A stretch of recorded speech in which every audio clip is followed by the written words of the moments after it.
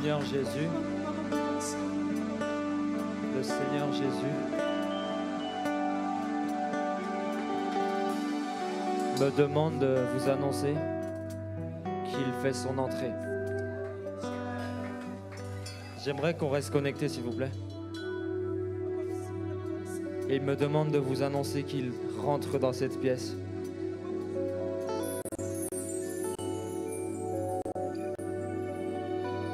Et il m'a dit, annonce que j'arrive.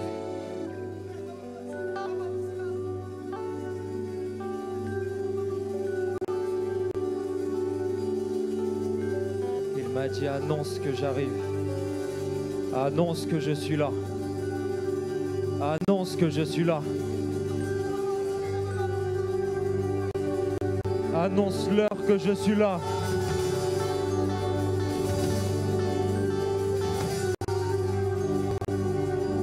Dis-leur que j'arrive.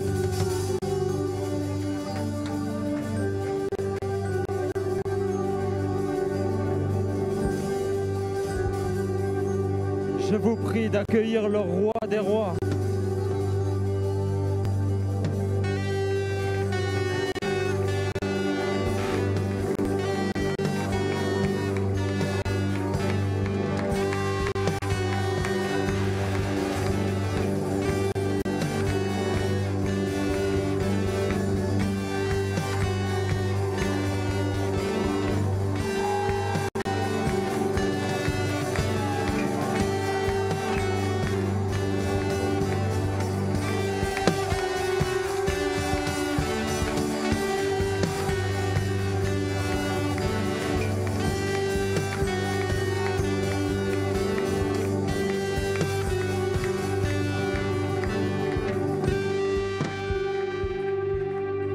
Il me dit, je ne veux pas faire comme d'habitude.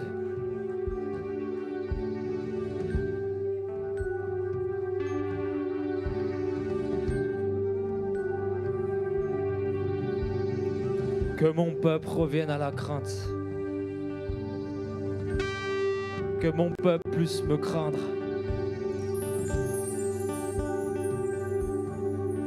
Que mon peuple puisse revenir à son premier amour.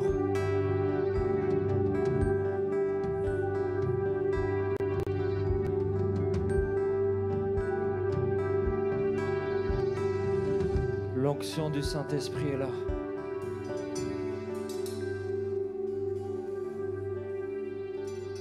Et il dit, voici, je cherche des adorateurs. Des adorateurs qui m'adorent en esprit et en vérité. Il y a un cœur qui est localisé en ce lieu.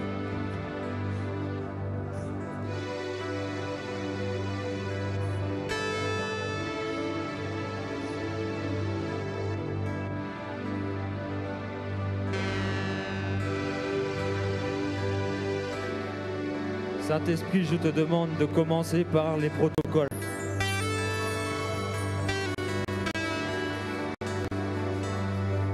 Ceux qui sont dans le service, dans le protocole, je te demande de les localiser. Ceux du protocole.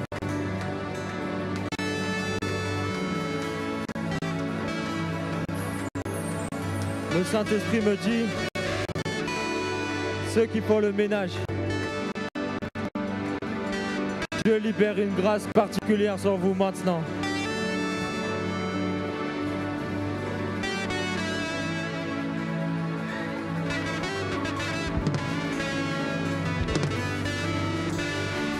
Les protocoles et ceux qui font le ménage, soyez localisés par la grâce.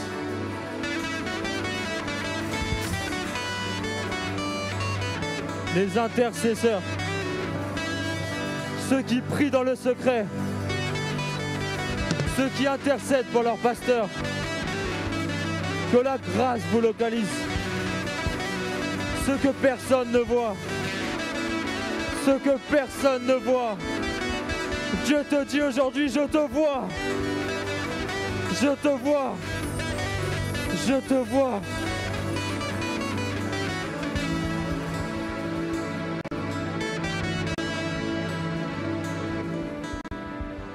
Ceux qui ne sont pas vus des hommes sont vus de Dieu. Toi qui t'es senti oublié dans le service, oublié dans l'église, toi qu'on n'honore jamais, toi qui es méprisé des hommes, le Seigneur te localise maintenant.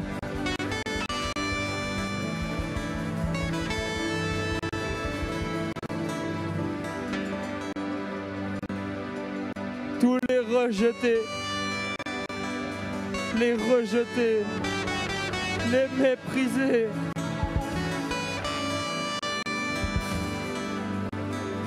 ceux qui sont rejetés du monde, rejetés par leurs parents. Le Saint-Esprit vous restaure maintenant. Ceux qui ont été abusés par un homme, le Saint-Esprit vous restaure. Il a compassion de toi. Il a compassion de toi. Toi qui as été violé, le Saint-Esprit a compassion. Et il te dit, ma fille, je suis là. Ma fille, je suis là. Je suis là. Il restaure les cœurs brisés, les méprisés,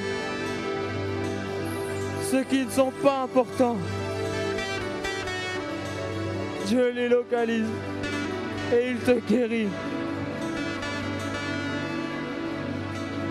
Tous les hommes qui ont souffert d'une femme, qui ont eu le cœur brisé,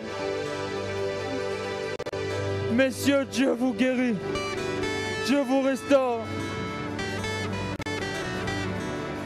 de cette blessure que tu avais de ton ex.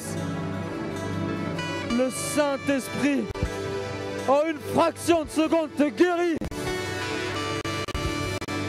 par sa compassion. Toi qui as souffert, il te restaure en ce lieu. Il pleure avec toi. Le Saint-Esprit est une personne qui a des sentiments et il arrive à ressentir ce que tu ressens. Toi qui ne te sens pas compris, lui te comprend. Lui te comprend. Tu n'es pas seul. Tu n'es pas seul. Tu n'es pas seul dans cette épreuve. Car il dit, je suis là, je suis là. Invoque-moi et je te répondrai. Invoque-moi. Invoque-moi, je te répondrai. Ne suis-je pas le Dieu qui restaure? Ne suis-je pas celui qui renvoie libre les opprimés? Ne suis-je pas celui qui honore ceux qui sont méprisés?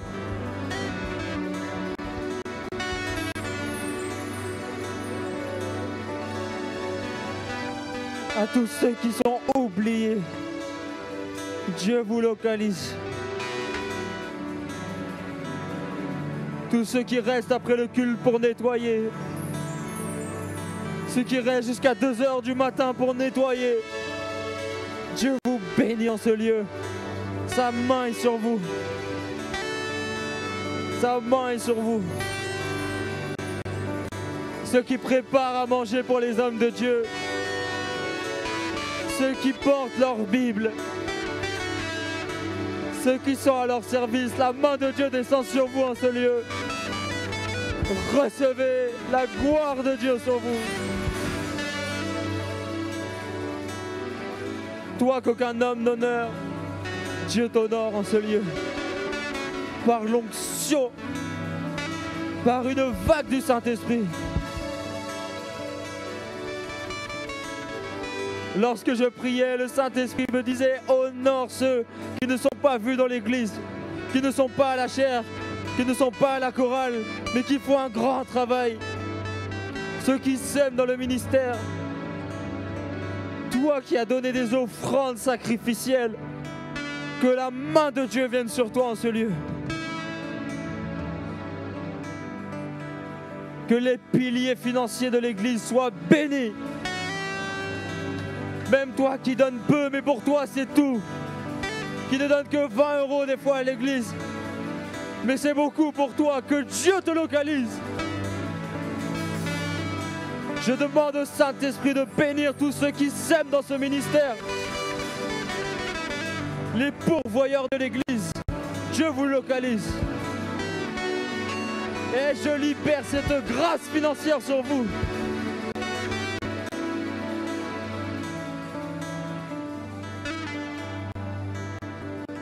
Tous ceux qui ne sont pas vus, tous ceux qui ne sont pas honorés, Dieu vous honore. Nous sommes dans les temps de la fin. Nous n'avons plus le temps. Nous n'avons plus le temps. Allez, faites des nations des disciples.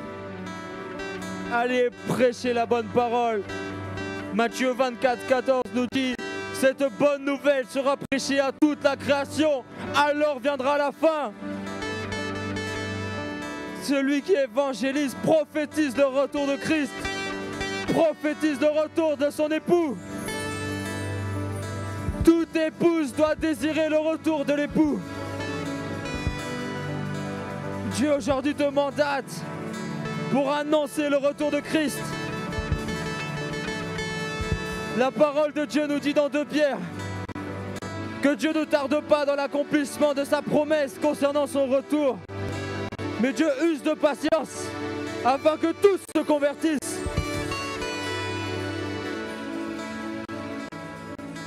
Aujourd'hui, Dieu dépose le fardeau de l'évangélisation, le fardeau des âmes.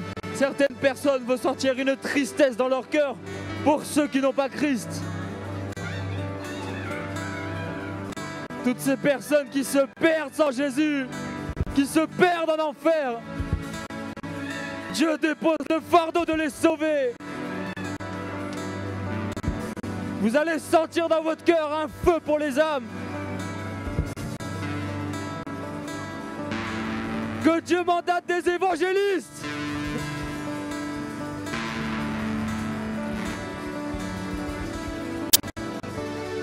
Dieu dépose la compassion dans l'Église.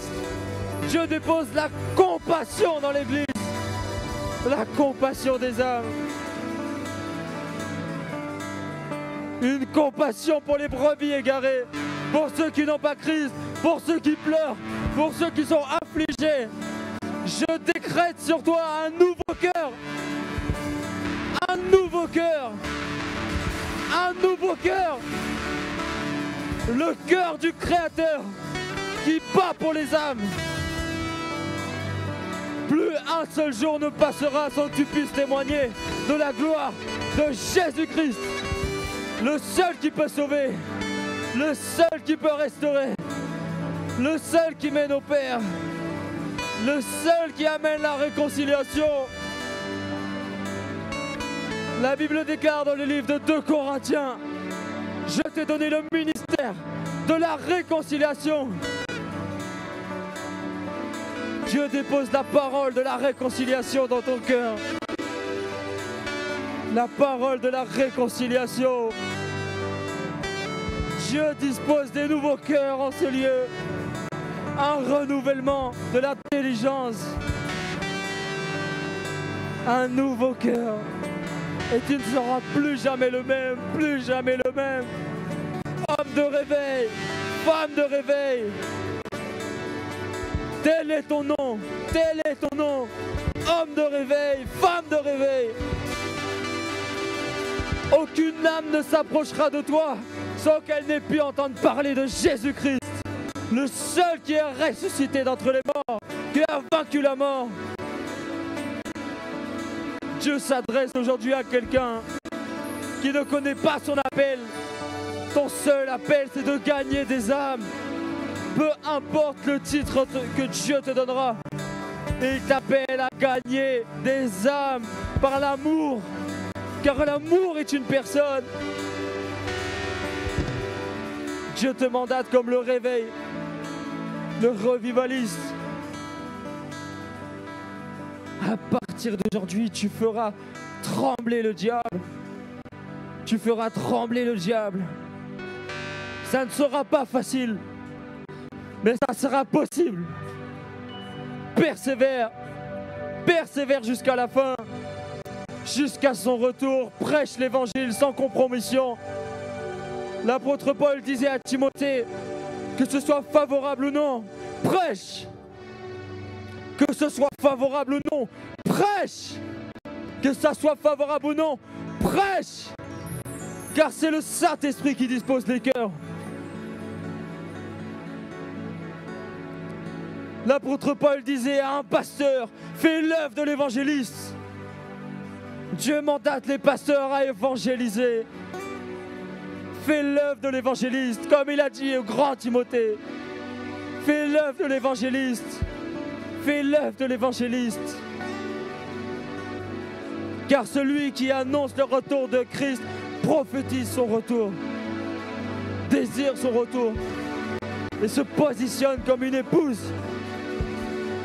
Travailler dans l'unité. Jean 17, 21 nous dit, il faut que le monde soit un, les chrétiens soient un, comme Jésus et le Père sont un, afin que le monde croie que Jésus a été envoyé. Soyez dans l'unité, soyez dans l'unité, aimez-vous les uns les autres et gagnez des âmes entre églises, entre églises. Ne vous battez pas à savoir où iront les âmes. Car l'homme propose, mais c'est Dieu qui dispose. Seigneur, je prie pour la CER de Rennes. Et je prie que cette église puisse prendre les rênes au nom de Jésus. Que cette église puisse marquer la différence. De par le suivi, Seigneur. De par le fruit qu'elle porte. De par la maturité des fidèles. Car il y a plus de joie pour un pécheur qui se repent que pour 99 justes. Je prophétise que toute personne qui rentre dans ce lieu sera convertie au nom de Jésus. Que la gloire qu'il y a dans ce lieu reste à jamais. Et Seigneur, ce que tu as fait à Azusa Street, Seigneur, ce réveil où les gens dans la rue sentaient la présence de Dieu, qui a engendré des pères. Un homme qui est parti à Azusa Street et a ramené le réveil en Irlande. Seigneur, que de ce lieu parte le réveil. Que ce jour soit historique pour la France. Que ce jour soit historique pour la France. Père, sauve la France, sauve la France.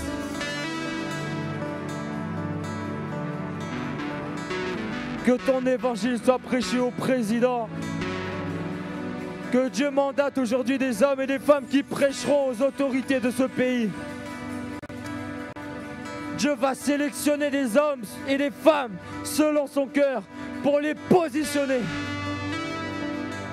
Il y a des personnes dans ce lieu qui vont côtoyer des présidents.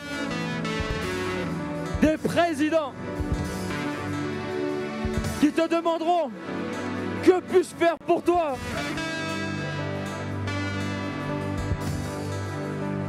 Car l'onction positionne. Il y a des personnes qui pourront même serrer la main à des présidents dans ce lieu. Et j'ai cette conviction dans mon cœur que c'est pas dans 10 ans, c'est pas dans 5 ans. Crois que ça peut être cette année.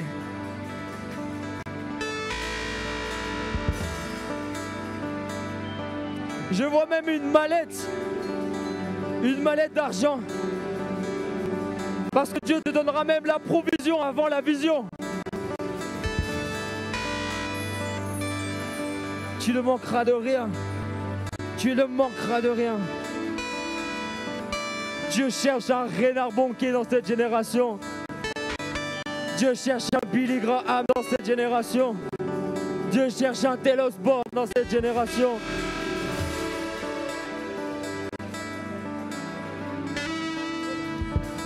Dieu cherche un Charles Finet dans cette génération.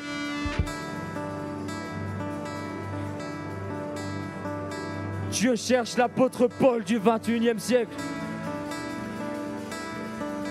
Dieu cherche la prophétesse Déborah dans cette génération.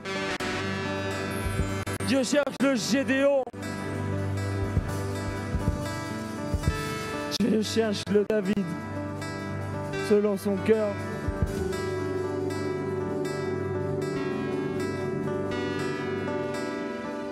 Un jour, je me posais la question, pourquoi il n'y a pas de réveil?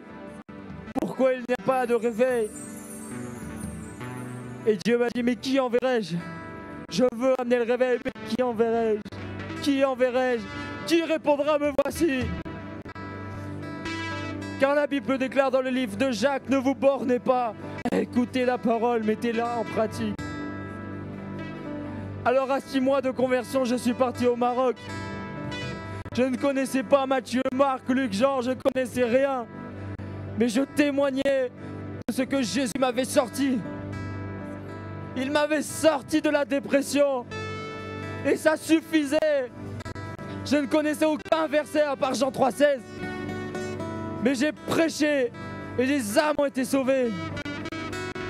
Car il a dit, ouvre ta bouche et je la remplirai. Un homme s'est approché de Job dans la parole. Il s'appelait Eliou. Et il a dit, la sagesse ne vient pas par l'âge, par le nombre d'années, mais par l'Esprit de Dieu qui est en toi. Et la Bible atteste dans le livre de Daniel que les chrétiens, que ceux qui ont l'Esprit, ont une intelligence 10 fois supérieure aux magiciens et aux occultistes, aux francs-maçons. Dieu aujourd'hui déverrouille des intelligences pour monter des entreprises. Reçois cela au nom de Jésus. Que ceux qui aspirent à cela reçoivent.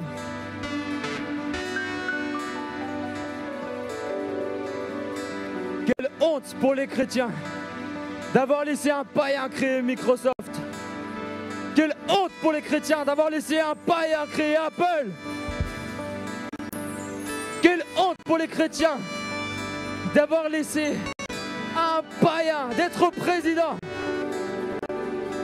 Où sont les politiciens qui assiront la France dans des valeurs, qui aboliront des lois qui sont à l'encontre de Jésus-Christ? Dieu cherche un milliardaire à élever, un homme selon son cœur, un homme qui n'aime pas l'argent mais qui aime Dieu. Il te suffirait seulement de changer ton cœur et Dieu t'élèverait. Dieu t'élèverait. L'élévation, ce n'est qu'une question de cœur. Il y a la promotion des hommes et l'élévation de Dieu. La promotion n'amène pas à l'élévation, mais l'élévation amène à la promotion. Oui, les hommes te méprisent, mais persévère avec Jésus-Christ de Nazareth. Il t'élèvera certainement, dit Habacuc 2,3. Si la promesse tarde, il dit, elle s'accomplira. Car il n'est pas un homme pour mentir.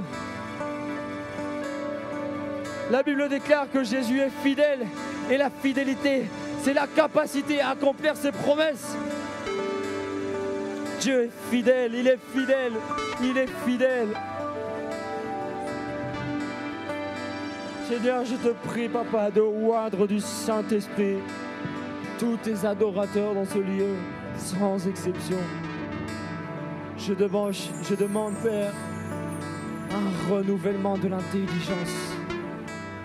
Dieu pose sa main sur les têtes dans ce lieu. Et je décrète au nom de Jésus-Christ de Nazareth, par l'autorité qu'il m'a donnée, je décrète une vague du Saint-Esprit dans ce lieu.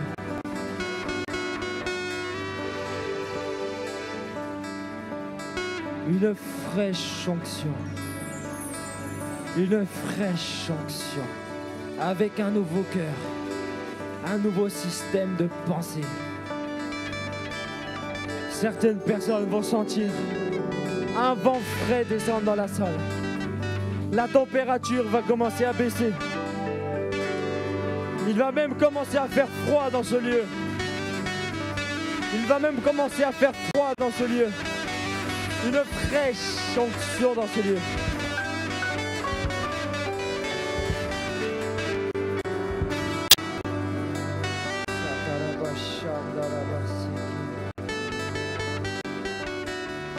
Certaines personnes, vous sentez une vague fraîche sur vous. Un vent frais. Un vent frais. Il y a une fraîcheur qui vient comme un climatisateur. Une fraîcheur surnaturelle. La température est en train de baisser. Dieu envoie ses anges maintenant.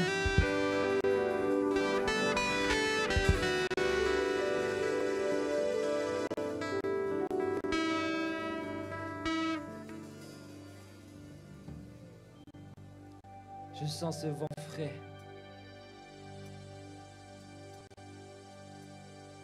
Ce vent frais dans ce lieu. J'aimerais vous présenter mon meilleur ami. Celui qui était là pour moi quand j'étais seul. Mon meilleur ami, le Saint-Esprit. Certains l'appellent Paraclétos.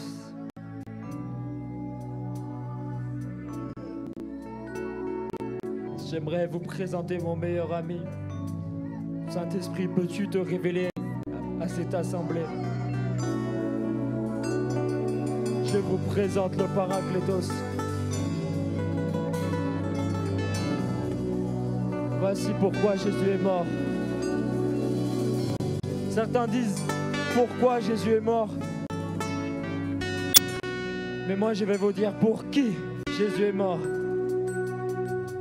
C'est pour la personne précieuse du Saint-Esprit. Et aujourd'hui, je déballe le tapis rouge pour le Saint-Esprit. Saint-Esprit, tu es le bienvenu.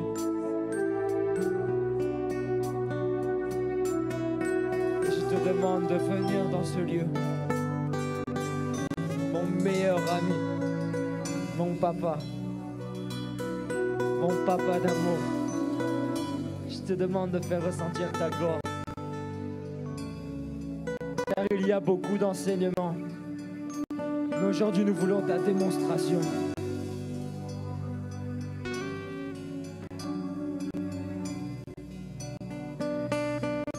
Je déclare que cette onction va jusqu'au centre-ville au nom de Jésus.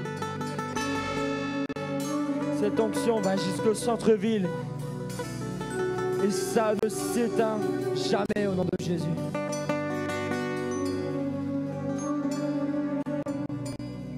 La Bible déclare dans le livre de Joël 2:28, dans les derniers temps, je répandrai mon esprit sur toute chair. Vos fils et vos filles prophétiseront. Vos jeunes gens auront des visions. Et vos vieillards auront des songes. Cette parole a été annoncée pour que les pères, les vieillards puissent laisser le flambeau à la jeunesse. Car pour avoir un songe, il faut dormir. Et pour avoir une vision, il faut être réveillé. Le Seigneur Jésus a pour désir d'élever la jeunesse. Seigneur, je te demande de oindre le plus jeune de cette salle. Si c'est un enfant, je te demande de le bénir. Et de bénir ceux qui ont 8 ans, 9 ans, 10 ans. Et qu'ils puissent annoncer tes oracles. Ceux qui ont moins de 20 ans, recevez au nom de Jésus.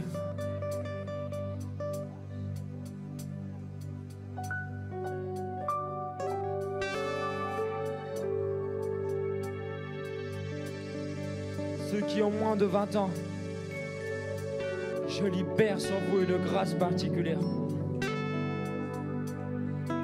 Nous voulons voir des enfants prêcher. Alléluia. Nous voulons voir des enfants témoigner de l'amour de Christ. Alléluia.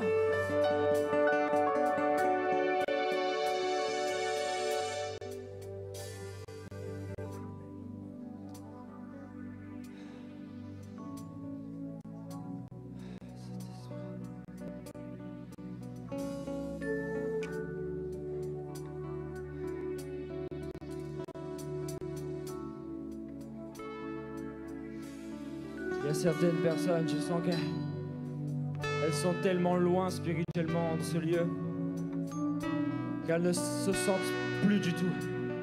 Elles ne sentent même plus leur corps. Il y a des personnes, vous montez tellement spirituellement que vous ne sentez plus votre corps. On appelle ça le lieu très haut, la chambre haute.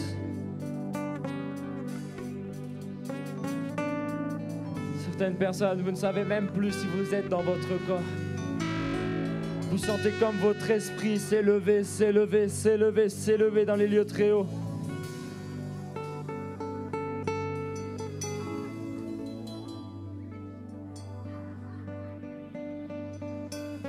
David pouvait dire comme une brebis soupire après des courants d'eau. Ainsi mon âme a soif de toi. Mais laisse-moi prophétiser que tu es en train de boire. Que tous ceux qui ont soif puissent boire dans ce lieu. Toi qui voulais rencontrer Jésus, au nom de Jésus, bois. Bois la révélation. Bois Jésus.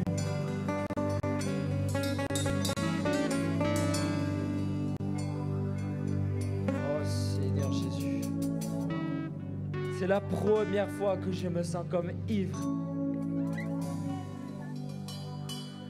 Je me sens comme ivre, frère et sœur. Je n'ai jamais été dans cet état. Je sens comme une ivresse spirituelle.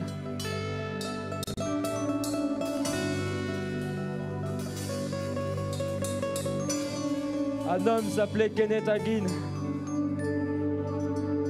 Et lorsqu'il faisait des cultes, les gens étaient ivres du Saint-Esprit. Ils ne tenaient plus debout. Mais le peuple avait soif.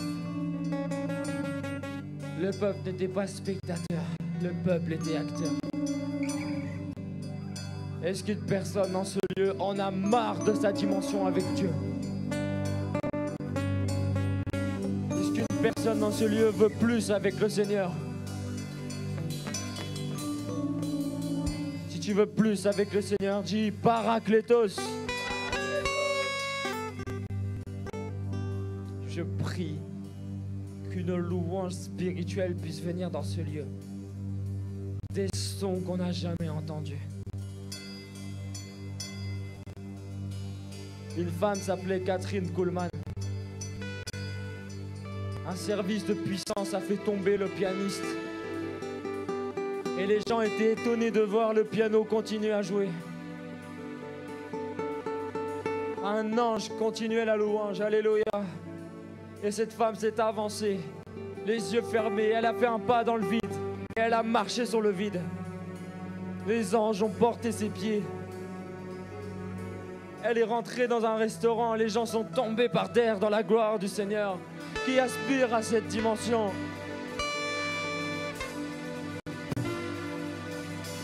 Un homme témoignait qu'il a prié pour un trisomique. Ses doigts ont commencé à pousser. Ses yeux sont devenus ronds. La trisomie l'a quitté instantanément. Il a prié pour un homme qui n'avait pas de main. Sa main a poussé surnaturellement. Le 1er janvier de cette année, un footballeur est venu me voir avec une jambe plus courte que l'autre. J'ai pris la jambe dans ma main et j'ai dit « Jambe, je t'ordonne de pousser !»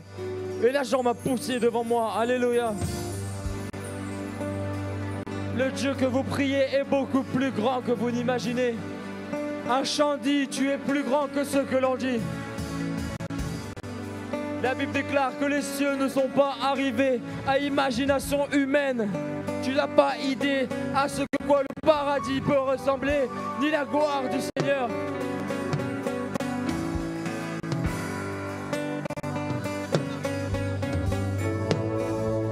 Est-ce que notre foi peut augmenter dans ce lieu? Ton Dieu n'est pas petit. Quand nous cherchons le tombeau de Bouddha, nous trouvons le tombeau de Bouddha. Quand nous cherchons la tombe de Mahomet, nous trouvons la tombe de Mahomet. Lorsque nous cherchons les temples des grands prêtres bouddhistes, nous trouvons les temples des grands prêtres bouddhistes. Lorsque nous cherchons les tombes des faux dieux, nous trouvons les tombes des faux dieux. Mais lorsque nous cherchons la tombe de Jésus-Christ, nous voyons que la pierre a roulé et il est sorti du tombeau. Il a vaincu la mort. La mort ne pouvait le contenir. Jésus est ressuscité. Il est vivant.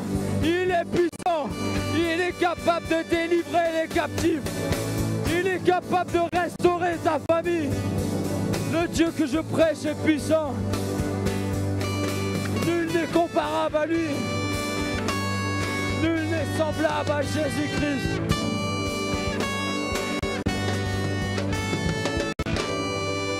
Il est celui qui transforme la prostituée en femme de valeur. Il est celui qui change le don Juan en époux fidèle. Il est celui qui change le brigand en homme de Dieu puissant. Il est celui qui change l'opposition en soumission. La Bible déclare dans Luc 1,37 car rien n'est impossible à Dieu. Rien.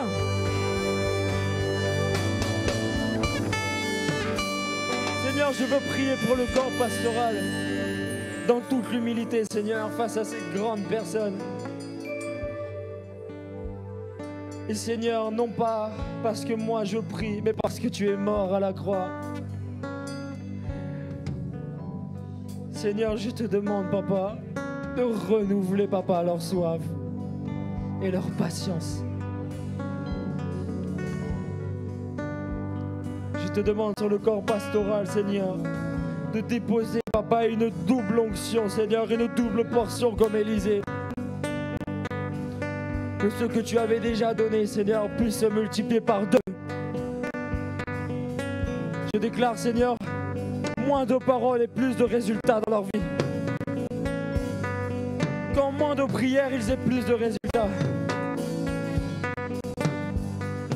Et je déclare, Papa, que tous les enfants des pasteurs puissent revenir à toi, Père, et à ta parole, car tu dis dans ta parole, crois au Seigneur Jésus, et toi et toute ta famille, vous serez sauvés.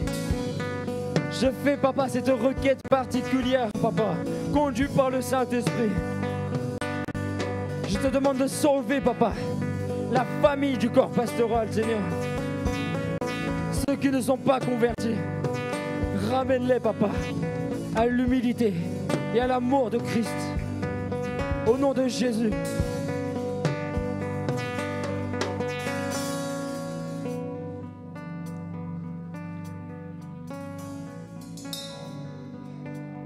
Je sens vraiment quelque chose de spécial.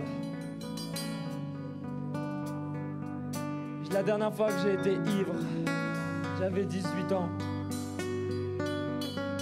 Je ne me suis jamais senti dans cet état depuis. Je sens comme des vagues dans mon corps. La Bible dit dans Ephésiens 5,18, ne vous enivrez pas de vin, c'est de la débauche, mais soyez remplis de l'Esprit Saint, remplis. J'étais au restaurant une fois, écoutez bien, et j'ai vu qu'il y avait marqué vin et liqueur. Et la traduction anglaise, c'était wine and spirits. Liqueur en anglais peut se traduire spirits. Holy Spirit, sainte liqueur. Le Saint-Esprit est un alcool fort. Mais on ne peut pas être ivre en une gorgée. Alors bois sa présence, bois sa présence, bois sa présence. Et l'alcool finira par te contrôler. Le Saint-Esprit te contrôlera. Il y a une personne dans ce lieu qui se dit c'est toujours les autres et jamais moi. Mais sais-tu comment prier la personne qui a reçu? Sais-tu dans quel état de cœur elle a reçu? Sais-tu dans combien de larmes elle a reçu? Dans le catholicisme, on nous parle d'eau bénite. Mais moi je crois que la meilleure eau bénite, c'est les larmes de la repentance. Dieu comprend tes larmes. Dieu bénit tes larmes. Dieu traduit tes larmes. Même si tu n'as rien à dire, reçois la présence de Dieu. Aujourd'hui, je sens vraiment que faut qu'on honore le Saint-Esprit. Est-ce qu'on peut dire, Père, merci pour le Saint-Esprit. Jésus, merci pour le Saint-Esprit.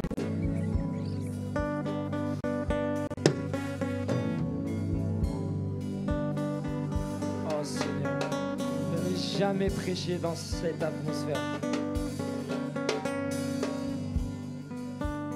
Le Seigneur m'a dit tout à l'heure, je dépose sur toi le plus haut niveau de l'onction. Et il a attesté une parole de votre apôtre. Le surnaturel n'est pas toujours spectaculaire. Certaines personnes ici s'attendent à des frissons, s'attendent à des vagues, s'attendent à des fraîcheurs, à des sensations. Mais serait-il possible de croire sans ressentir? Croire sans sentir une vague?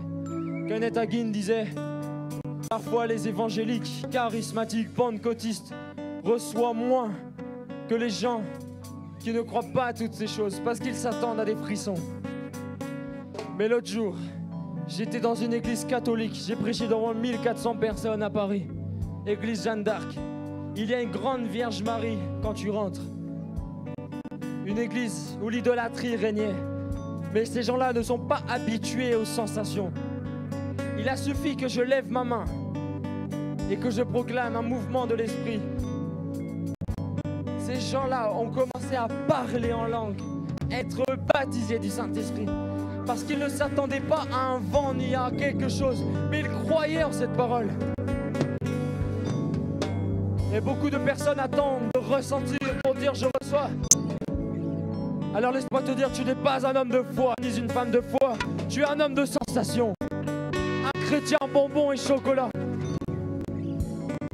Mais toi, qui vis dans la persécution, dans l'épreuve, qui continue de croire, je prie que le Saint-Esprit te bénisse en abondance.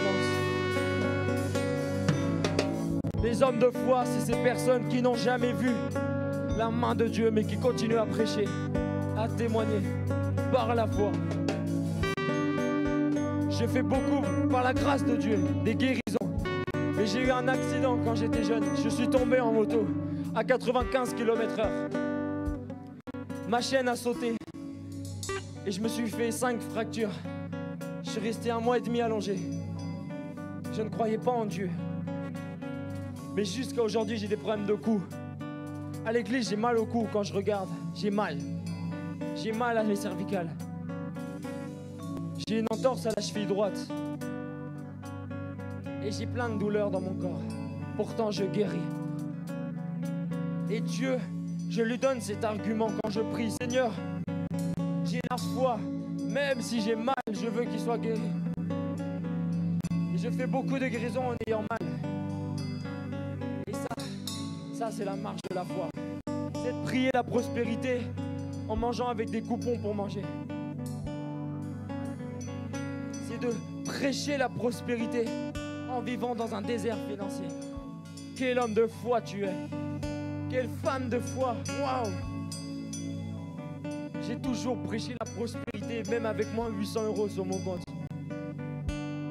Parce que en esprit, ta destinée est déjà tracée.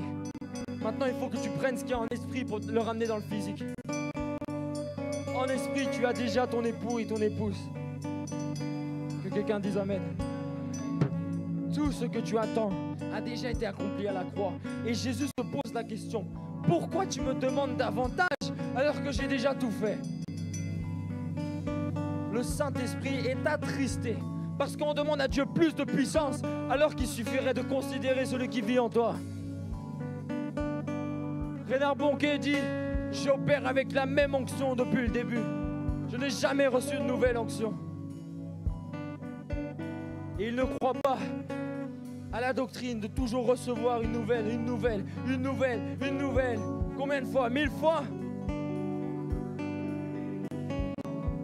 Mais ne sais-tu pas, sans même parler d'onction, que le Dieu de l'onction vit en toi. Le Dieu qui a créé toute la terre, qui fait même si la planète Terre était à 100 mètres de différence, elle perdrait sa trajectoire et se perdrait dans les étoiles. Le système solaire est tellement parfait. Tout est parfait. Ce que Dieu fait est parfait. les animaux, c'est tellement parfait. Il est tellement intelligent. Quand tu ouvres un cœur et quand tu ouvres même le cerveau, on ne peut même pas expliquer d'où vient l'intelligence. J'ai été charcutier, moi. J'ai déjà vu c'est quoi un cerveau. C'est tout flasque. Si tu le prends dans tes doigts, ça gicle. Comment une intelligence peut être dans une chose civile, une chose si dégueulasse, excusez-moi du terme. L'intelligence d'un humain est dans un organe. Je crois que c'est le plus dégoûtant du corps, le plus méprisable du corps. Une cervelle, c'est tellement flasque. Quand tu la vois, t'as envie de vomir. Dans un cochon, quand j'ouvrais le cochon, je voyais différents organes, les reins, le foie, le cœur. Mais la chose la plus dégoûtante, c'est le cerveau. Pourtant, c'est là où se cache toute l'intelligence. Parce que Dieu prend ce qui est méprisable pour l'honorer, pour l'élever. Alors, le cerveau, on ne le voit pas. Pourtant, on voit les mains.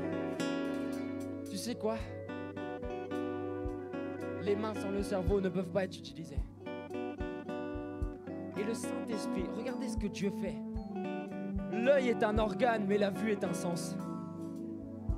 Regardez ce que Dieu fait. Il est puissant. L'oreille est un organe, mais l'ouïe est un sens.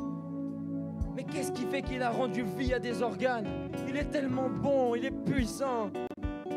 La parole de Dieu est un bouquin, mais le réma produit la foi et transforme les vies. Il arrive à prendre quelque chose qui ne sert à rien et l'utiliser. Dans la parole de Dieu, personne n'était disposé à prophétiser. Il a utilisé un âne, une ânesse, qui a pris la voix d'un homme. J'ai dit non, ça peut que être dans la Bible. Mais un jour, j'ai rencontré une Brazzavilloise. Elle m'a dit, je rentrais chez moi, un hibou m'a parlé. Un hibou a parlé français. Je sais qu'il y a des gens qui ne vont pas croire. Restez avec votre petite foi. Mais je sais qu'il y a des gens ici qui s'attendent à la manifestation de Dieu et qui croient qu'un homme peut lever un bâton et voir une mer se séparer en deux.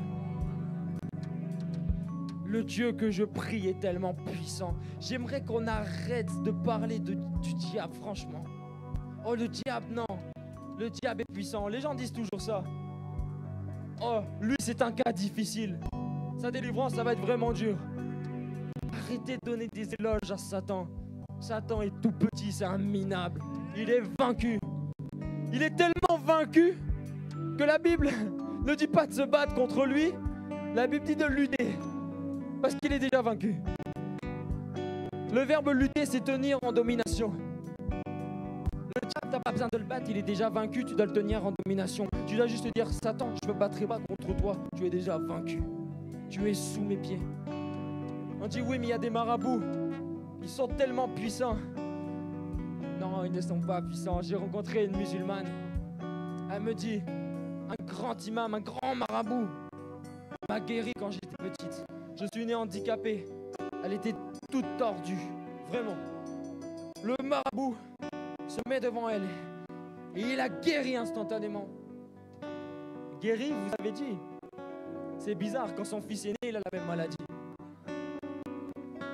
Le diable ne peut pas se chasser. Il a déplacé la maladie. Et dans la Bible, il y a eu ce problème, confrontation de puissance. Tout le monde guérissait. Oui, c'est vrai, les occultistes guérissaient dans la Bible. Oui. Les gens prophétisaient. Oui. Ah oui. Mais il y avait une guérison qui n'avait jamais été faite. Un aveugle-né. Jamais. Il y a eu des aveugles qui ont été guéris, des gens devenus aveugles guéris, mais pas un aveugle-né. Parce que quand tu guéris un aveugle-né, tu ne le guéris pas, tu crées son œil. Et le diable n'est pas un créateur.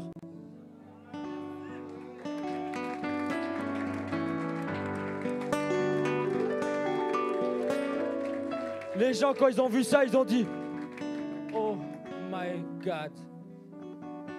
Oh là là, lui, c'est le Messie. Parce qu'on n'a jamais vu un aveugle-né être guéri. Et ici, on va dire qu'il y a 200 personnes. Il y a 200 personnes qui sont capables de guérir un aveugle-né.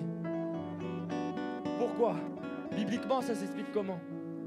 À l'époque, Christ était Jésus. Alléluia, Jésus est Christ. Amen, le Messie. Mais maintenant, il a rendu ton identité semblable à la sienne, de telle manière que ton nom de famille soit Christ. La plus grande révélation du miracle, c'est quand tu arrêtes de prier que Dieu fasse un miracle, mais tu fais le miracle en ayant la conscience que tu es le miracle. Je ne suis plus à la recherche d'un miracle, je suis un miracle. Et les gens vont me dire, oh Coach-Pierre, t'es un orgueilleux. Ok, est-ce que l'humilité c'est de toujours se rabaisser? Je suis rien, je suis de la poussière. Et comme on disait hier, je suis un chien.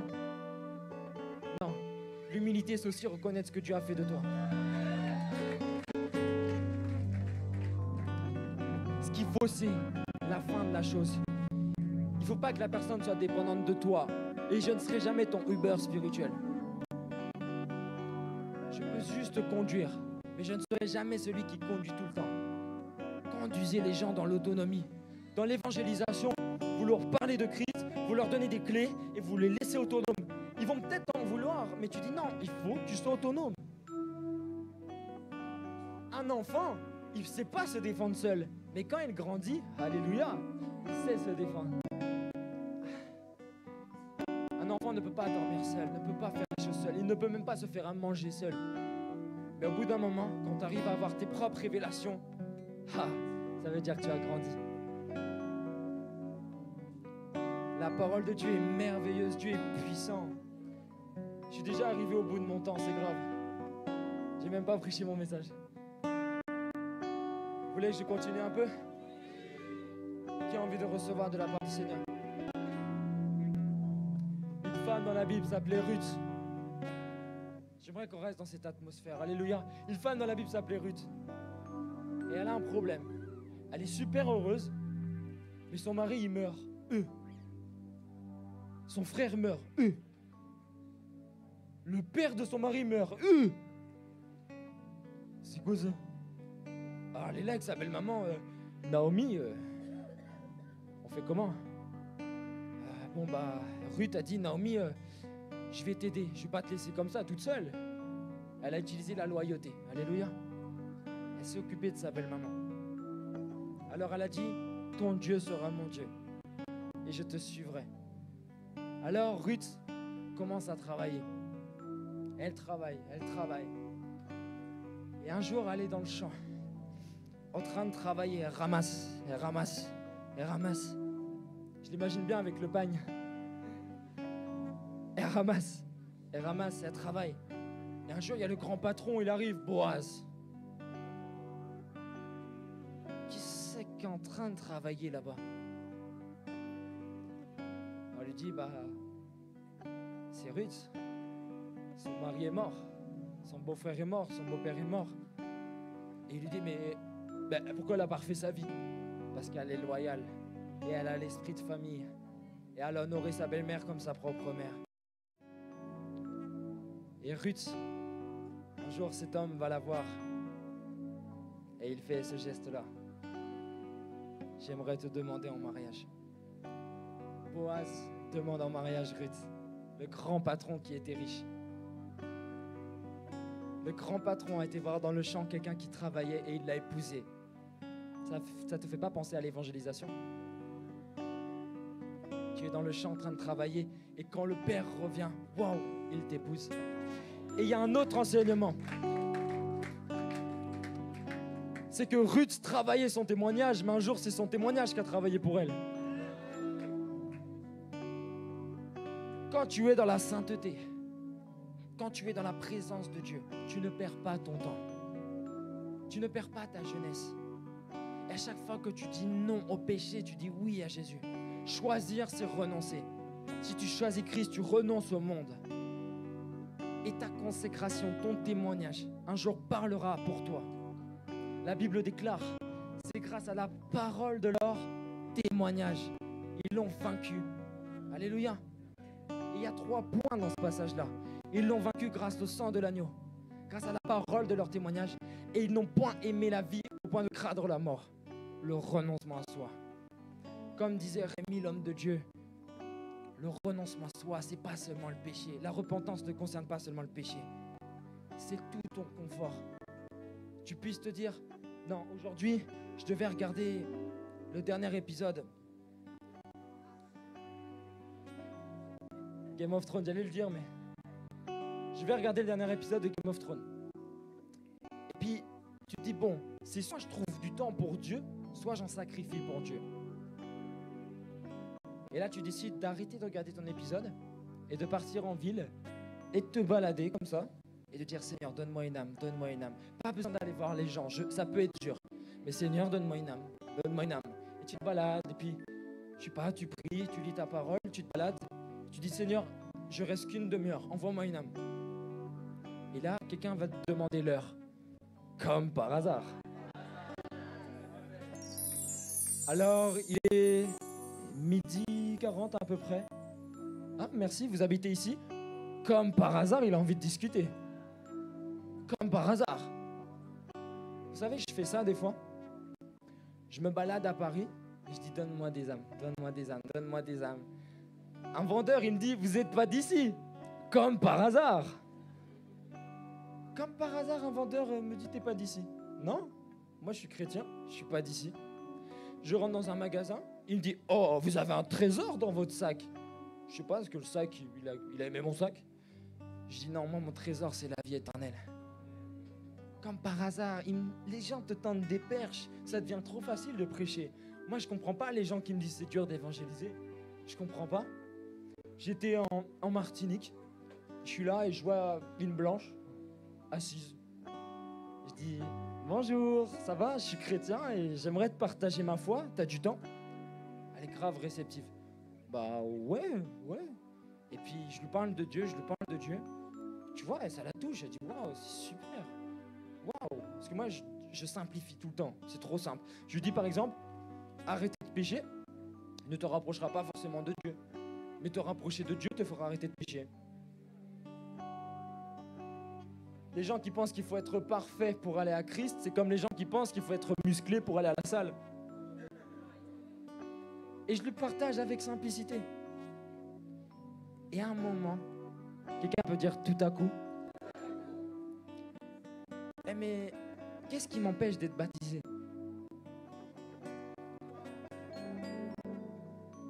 Alors pour les lecteurs de la Bible, c'est un passage qu'il y a eu avec l'Éthiopien et Philippe. Philippe baptise cette personne et le Saint-Esprit l'enlève. Alléluia. Je baptise cette personne instantanément, mon premier baptême.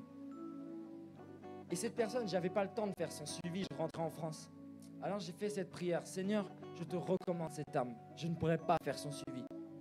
Aujourd'hui, elle m'écrit, elle a grandi spirituellement. Des fois, l'âme ne va pas aller dans ton église. Ça peut être une réalité. Mais laissez-moi vous dire qu'il y a d'autres églises également qui ont la vérité, qui ont Christ. Il y a des fois, on m'a dit, non, il faut que les âmes aillent dans notre église. Toute église qui dit avoir le monopole de la grâce est une secte. Je répète, toute église qui dit avoir le monopole de la grâce est une secte. Parce que la Bible déclare qu'on est un corps. Oui, il y a des faux, mais oui, il y a des vrais.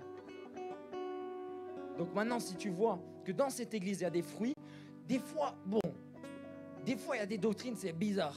Mais si ça ne touche pas au salut, tu peux recommander l'âme. J'ai vu une église où c'était bizarre. Dans cette église-là, des personnes dans la présence de Dieu, elles se voilent. Bon, je trouve ça bizarre. Je trouve ça très bizarre même. Toutes les personnes se voilent quand ils sont en onction. Donc si t'as pas de tissu, tu me prends mon t-shirt. Et si t'es dans ta douche et il y a la présence de Dieu, tu commences à parler en langue, tu vas prendre le rideau. La Bible déclare que les cheveux de la femme sont un voile naturel. Alléluia. Mais cette église a une onction et un message, vous n'imaginez pas. Donc moi, j'ai la ferme assurance que ça ne touche pas au salut. Des fois, c'est la conviction du pasteur, il faut respecter, alléluia. Bon, maintenant, je ne suis pas pour, alléluia, mais des fois, il y a des petites choses. Et des fois, ça te freine, mais si ça ne touche pas au salut, la personne va comprendre par elle-même, alléluia. Des fois, on empêche les gens d'aller dans des églises parce qu'il y a un petit truc qui te dérange. Et c'est vrai que j'aimerais encourager chaque pasteur. Si tes convictions personnelles t'en fait un message, eh ben, c'est une fausse doctrine, très souvent. Moi, Dieu m'a dit d'arrêter de regarder la télé, je ne peux pas vous dire de le faire. Parce que dans la vie, il y a la sanctification et il y a la consécration. La sanctification, c'est le processus de sainteté, alors que la consécration, c'est un processus de sainteté personnalisé pour toi seul. Là où Dieu dit à Jean-Baptiste, si tu manges de la viande, tu pêches, c'est comme ça. Et d'ailleurs, écoutez bien ceci, c'est une forte révélation. La Bible dit que Élie, comme par hasard, mettait des peaux de bêtes. Alléluia. Et la Bible dit que Jean-Baptiste avait l'esprit d'Élie. Comme par hasard, il met des peaux de bêtes. Il mange des sauterelles et du miel sauvage. Ok. Dans la filiation spirituelle, père-fils, la consécration parfois se ressemble, la manière de parler se ressemble, la manière d'être, la manière de s'habiller se ressemble. Alléluia. Tu verras que des fois, on peut reconnaître un fils à son père. On peut reconnaître un père à son fils. Alors c'est pour ça que j'aimerais honorer la CER et Alain Patrick Tsengue que j'aime beaucoup. Parce que quand je vois ses fils, je ne peux que réaliser comment est le père. Alléluia.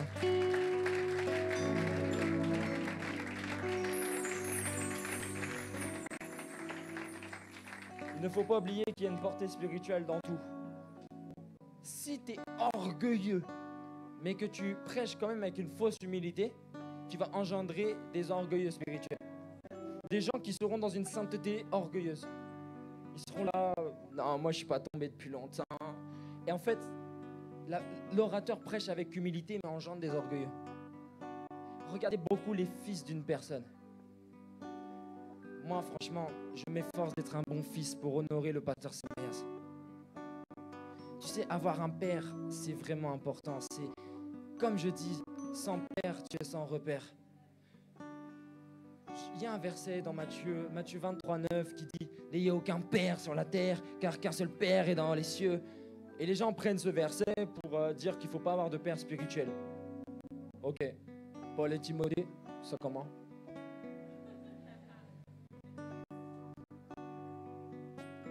Élie et Élisée, c'est comment? Et laissez-moi vous dire, Jésus et Jean-Baptiste. Baptise-moi. Je ne suis pas digne d'ôter les souliers. Non, je ne peux pas. Baptise-moi. Lui-même a reconnu une autorité. Car dans certains domaines, il faut reconnaître ceux qui étaient déjà là. Pour réussir, il faut reconnaître ceux qui étaient déjà là. Et il y a des gens qui ont la clé de l'Europe, des gens qui ont la clé des nations.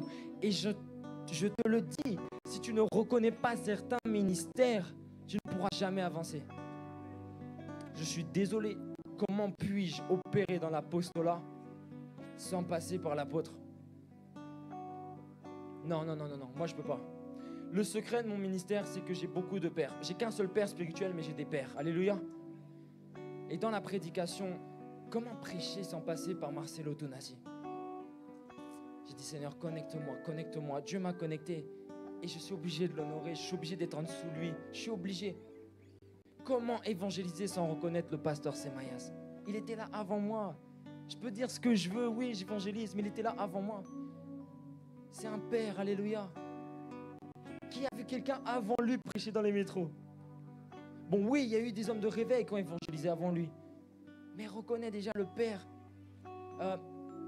Il y a des hommes aussi dans les finances, des hommes de Dieu. Je pense au général Wafo. Je l'appelle général, alléluia.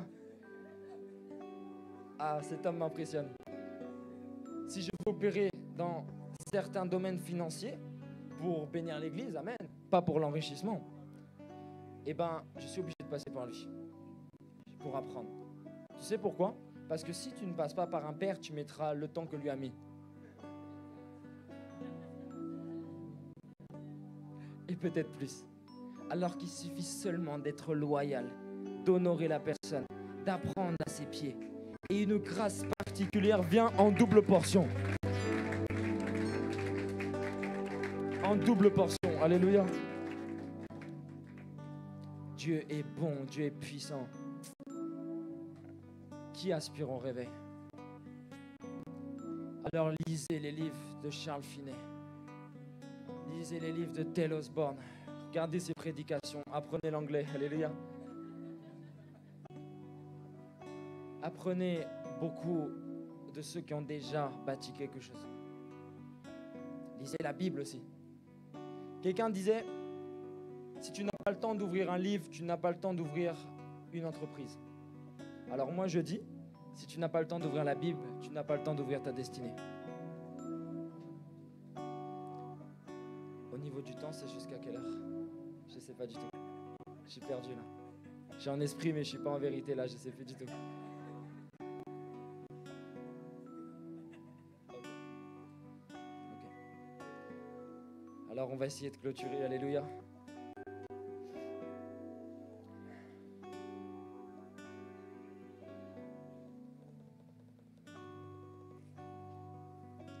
Est-ce qu'on me laisse jusqu'à 30? Je suis désolé. Ok. Alors je vous raconte un petit témoignage. Je suis désolé si ça paraît long, alléluia. Alors, je vais vous raconter assez rapidement. Je vais vous raconter quelques petits témoignages. Ok. Au Sénégal, j'étais là, j'avais pris du mafé. Et je marchais avec mon mafé, il était chaud. Et tu sais, quand il est chaud, t'as trop envie de le manger. La sauce arachide, tout ça. Et tu marches avec le mafé, et je vois un handicapé. Et je passe. Et la personne, elle me dit, mais Cosby, elle prie pour lui. Je dis, mais il y a le mafé, tu vois. Bon, je dis, Seigneur, moi, c'est tout de suite ou jamais, parce que je ne vais pas rester longtemps, il y a le mafé. Je dis, qu'est-ce que tu as? Il me dit, j'ai été renversé par un scooter, il avait une toute petite jambe, toute molle. Alors, il ne peut pas se lever. Je prie sur sa jambe, je prends ses mains, il se met debout. Je dis, bon, voilà, on va pouvoir aller manger. En fait, le surnaturel, des fois, n'est même pas spectaculaire. La personne, elle marche. Alléluia. Il est venu au séminaire. Alléluia. Et les choses peuvent être simplement. Pas besoin d'en faire trop, pas besoin de crier. Alléluia. Une autre personne, je l'évangélise dans la ville de Saint-Nazaire. Je lui parle de Jésus, je l'évangélise, tout ça. Et waouh, c'est tellement fort. Et à l'église, elle grandit hyper vite. Elle grandit à une vitesse, jamais vu ça. Et voici ce qui se passe. Un jour, elle dit, je veux aller à la chorale. Elle sent ça. Alors on parle au pasteur, on prie pour ça, on est convaincus. Et en fait, elle était en train de chanter. Et moi, quand je louais Dieu, j'avais la conscience que c'était moi qui l'avais ramené à Christ. Est-ce que tu réalises que tu entends la voix d'une âme que tu as sauvée? Ma mère est venue à l'église, elle a pleuré sous le chant de cette personne.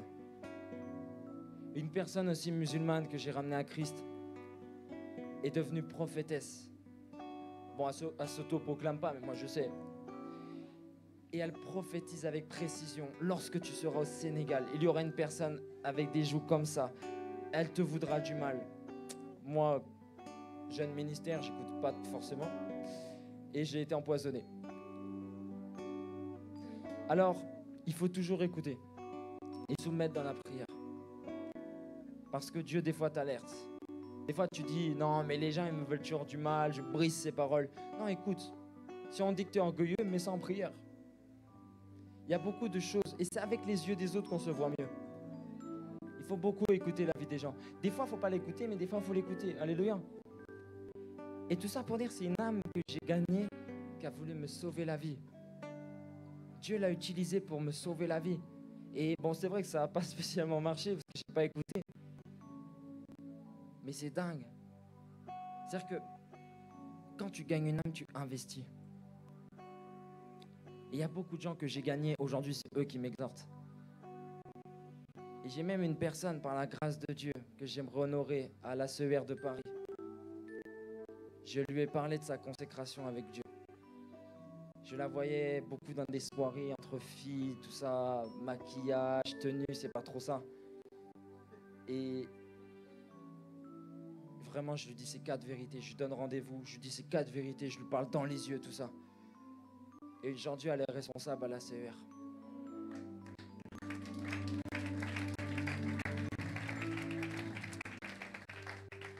Marie-Ange, que Dieu te bénisse. J'ai vraiment prêché l'évangile à cette femme. Et aujourd'hui, elle organise le Christian Showroom que vous connaissez. C'est elle qui organise ça. Et elle commence à être très bien placée à la CER. C'est incroyable. Si seulement je lui avais pas parlé de Jésus.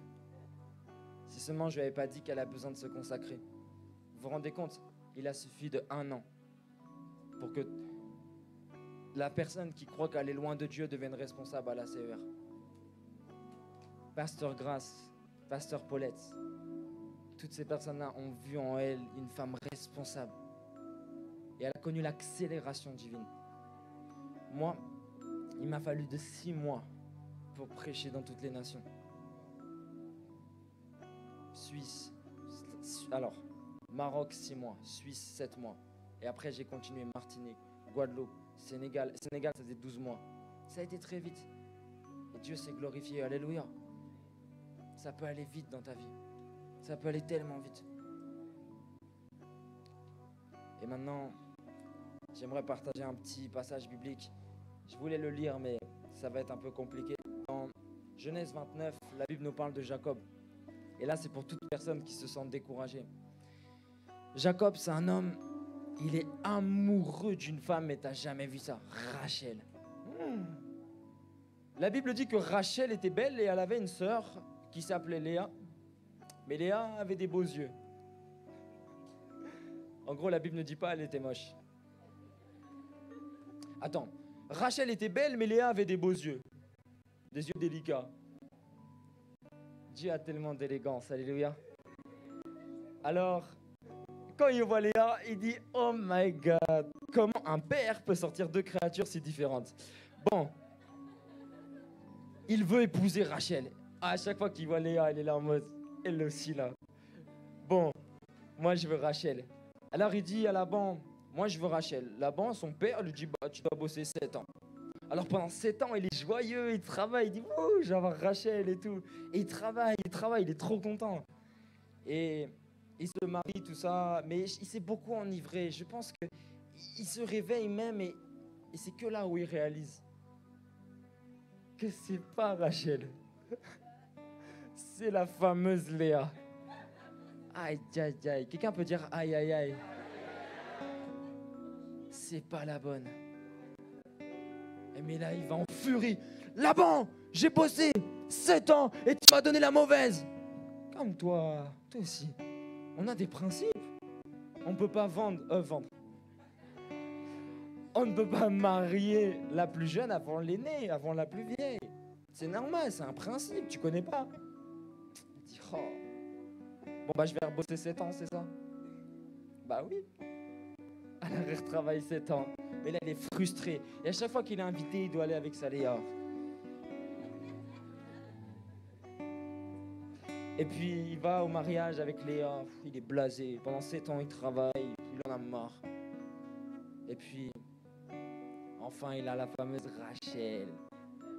Rachel. Quelqu'un peut dire Rachel.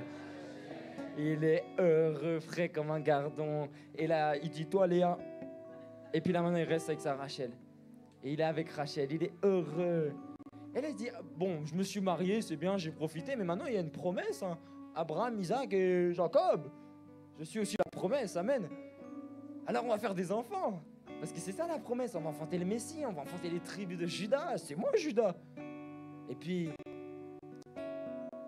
Enfin, c'est pas moi Juda, pardon. Il allait justement devoir enfanter Juda. Et regardez. Il va pour faire un enfant avec Rachel. Oh, Zambé Nangai. Rachel est stérile. Rachel est stérile. La belle Rachel, elle est stérile. Alors comment on accomplit maintenant la promesse?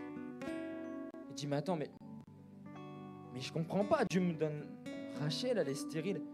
Ah, mais Dieu m'avait donné Léa.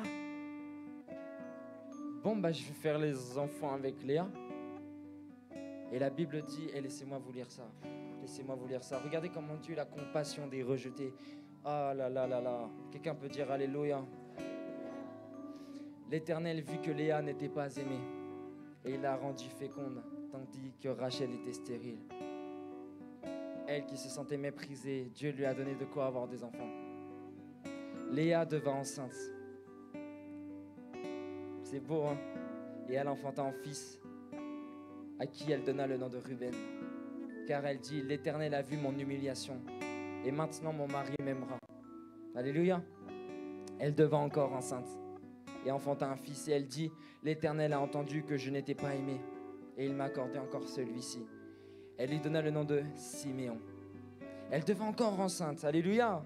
Quelqu'un veut se réjouir pour Rachel, pour Léa. Elle devint encore enceinte. Waouh! Et enfanta un fils. Et elle dit, pour cette fois-ci, mon mari s'attachera à moi. Car je lui ai enfanté 3 fils. C'est pourquoi on lui donna le nom de Lévi. Elle devint encore enceinte. Que quelqu'un dise Amen. Et enfanta un fils.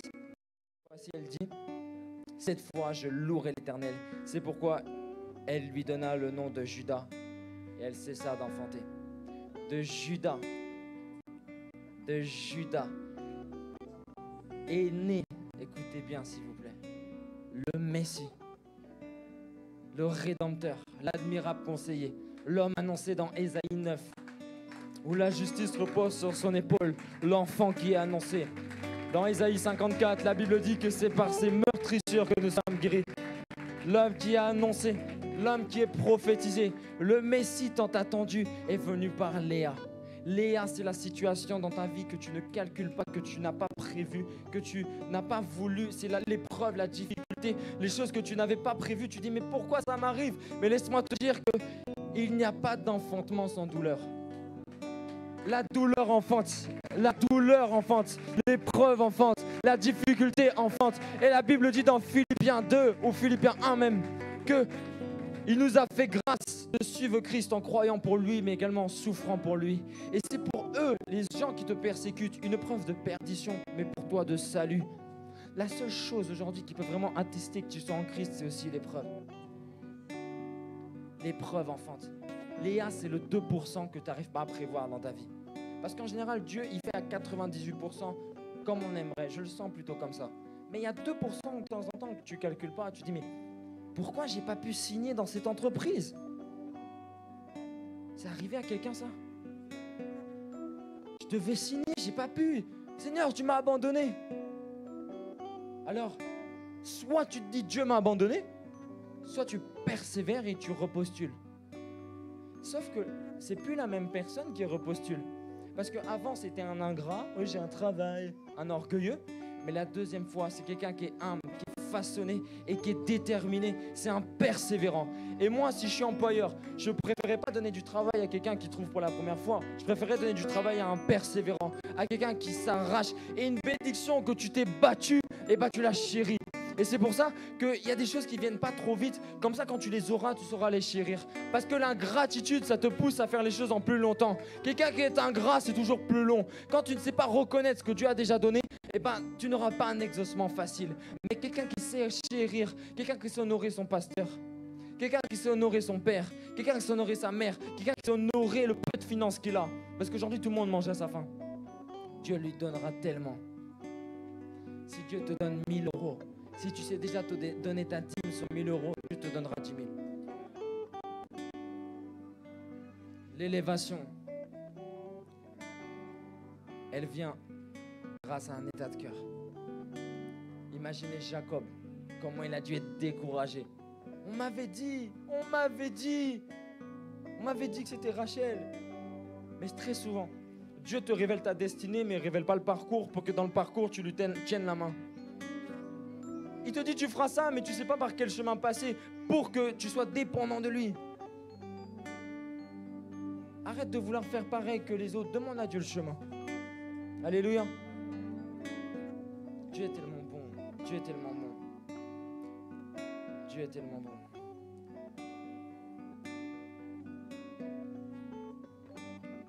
Dieu est tellement bon. Alléluia. Que quelqu'un dise Amen. Vous savez, c'est en forgeant qu'on devient forgeron. Et c'est en évangélisant qu'on devient évangéliste. Demain, on a un grand jour qui nous attend. Et je crois que ce grand jour ne peut pas commencer sans un temps de prière puissant. Alléluia. Alors, je vais appeler le pasteur Elvis. Mais d'abord, j'aimerais vraiment les honorer. Alléluia. J'aimerais vous honorer parce que je n'ai pas eu encore trop le temps avec les mouvements du Saint-Esprit et tout ça. Parce que je n'ai jamais été accueilli comme cette fois-ci. Je suis l'évangéliste méprisé du XXIe siècle. Je n'ai jamais connu l'honneur, je n'ai jamais connu les hôtels, jamais connu l'accueil, les assistants. On m'a jamais vouvoyé. Et ici, les gens me vouvoient pour me respecter. On m'a jamais donné vraiment des corbeilles de fruits, toutes ces choses-là. C'est tellement... Ça te donne envie de prêcher. Et on reçoit l'onction qu'on honore. Alors si j'ai vraiment reçu quelque chose, j'ai pris que vous le receviez. Le point commun avec toutes les églises qui réussissent, c'est l'honneur. Quand tu vois une église prospérer, tu sais qu'il y a la culture de l'honneur. Mais une église où ils sont là, ça fait 10 ans, ils sont que 150, 100 membres, ça fait 10 ans. Il y a un problème dans l'honneur, c'est pas possible.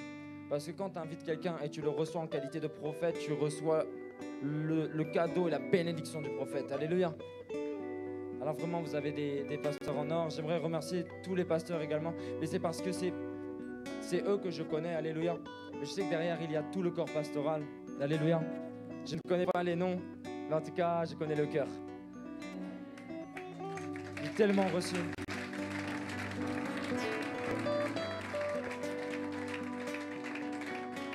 C'est pour ça que j'aimerais aussi vous honorer parce que attendre de recevoir d'un jeune homme de 23 ans quand on a 2 fois son âge, 3 fois son âge, c'est vraiment waouh. Vraiment, vous êtes bénis. Je vous prie, s'il vous plaît, de ne plus attendre qu'un homme de Dieu vienne ici pour croire en la prédication.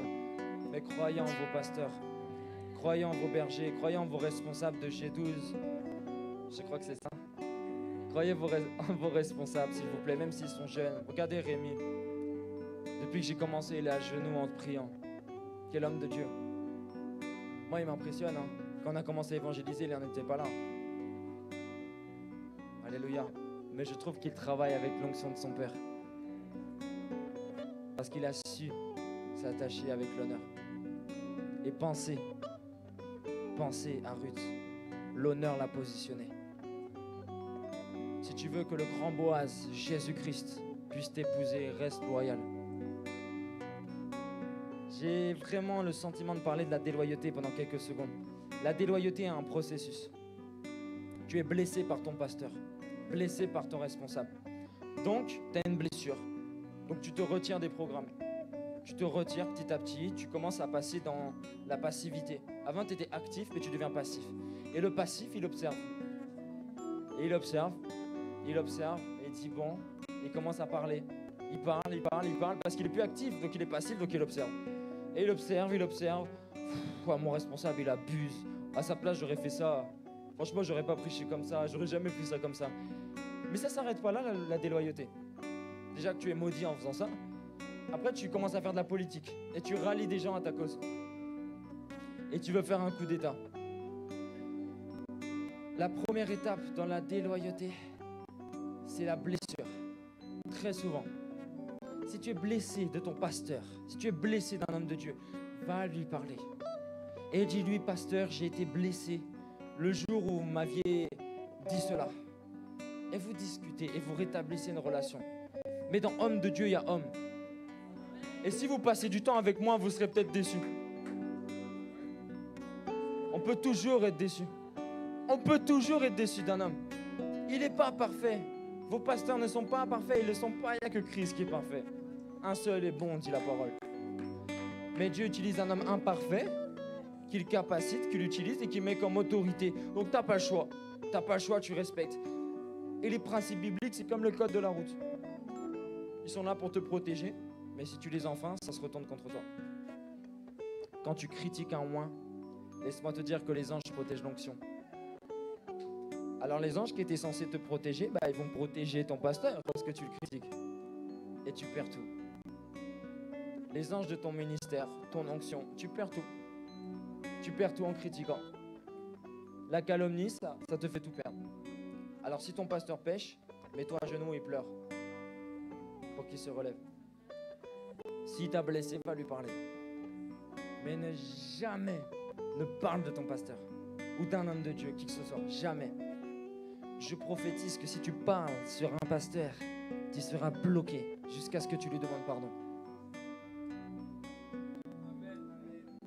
Qu'on puisse ne plus salir notre propre corps. Le pasteur d'une autre église, l'évangéliste d'une autre église, la prophétesse, ceci, cela. Et des fois on se met à critiquer, et quand quelqu'un vient intervenir, arrêtez de critiquer, tu dis non mais c'est pour prier. On critique en disant, bah non, mais c'est pour prier, t'inquiète. Non, prie seulement. Arrête de parler. Tu sais que t'es l'homme de Dieu, ceci. Tu sais ça, tu peux louper ton salut. C'est trop dangereux, vaut mieux pas le faire. Mais quand tu honores, tu te connectes à la grâce et Dieu te positionne. Honorer les hommes de Dieu, pleurer pour ceux qui tombent et aimer les autres pasteurs. Alléluia. À un tel point que j'ai rencontré un homme qui m'a dit j'ai violé une femme avec des amis. On l'a tabassée, elle était par terre. Et on a fait ce qu'on avait à faire quand elle ne pouvait plus bouger. Je l'ai regardé avec compassion. Quelle compassion on peut avoir face à ce genre de monstre? Mais j'ai eu compassion. Et ça l'a touché. Parce que oui, Dieu a un plan pour lui. Dieu a un plan pour les violeurs. Dieu a un plan pour les pédophiles. Parce que vous n'avez pas à lutter contre la chair et le sang, mais contre les principautés. Une amie à moi, Amaya, en Suisse, rencontre un transsexuel. Un homme-femme, je sais pas quoi. Et quand elle prie pour lui dans la rue, un démon sort. Et le gars qui était devenu homme veut redevenir femme. Moi, je vous dis la vérité. L'homosexualité, le lesbianisme, le transsexuel, tout ça, c'est une portée spirituelle. C'est très spirituel. En 1981, ça a été dépénalisé d'être homosexuel. Et c'est vrai qu'on ne doit pas condamner les homosexuels. On doit les aimer, on doit passer du temps avec eux. Mais on doit leur dire la vérité. Lévitique 18-22. Si un homme couche avec un autre homme, comme on couche avec une femme, c'est une abomination. Dieu aime l'homosexuel. Et le souci des chrétiens, c'est que quand on apprend que la personne qu'on évangélise est homosexuelle, on lui fait comprendre. Un homosexuel que j'ai évangélisé m'a dit, un chrétien évangélique m'a dit que Dieu ne m'aimait pas parce que j'étais homosexuel. Dieu aime le pécheur. Ne parlez plus du problème. Ne présentez plus le problème, présentez la solution. Et c'est ça notre grosse différence avec Jésus, l'amour. On n'aime plus et on veut gagner. Pasteur Elvis.